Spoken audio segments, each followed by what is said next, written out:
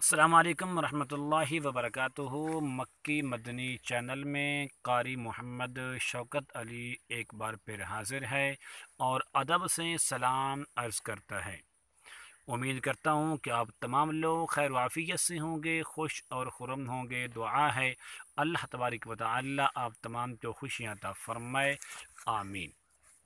आज की इस वीडियो में एक कुर्बानी के मुताल्लिक ज़रूरी और अहम मसला लेकर हाजिर खिदमत हुआ हूँ। मसला ये है कि तकबीरात तशरीक किसे कहते हैं, कब और किस वक़्त पढ़ना ज़रूरी है। याद रखिए, तकबीरात तशरीक अल्लाहु अकबर, ला इलाहा इल्लल्लाहु वल्लाहु अकबर वलिल्लाहिल हम्द। 9 ज़िलहज्जा यानी ईद से एक दिन पहले नमाज फ़जर से शुरू करना है और 13 ज़िलहज्जा नमाज असर तक हर नमाज के बाद एक बार पढ़ना फ़र्ज़ वाजिब है, जबकि 3 बार पढ़ना ये अफजल है।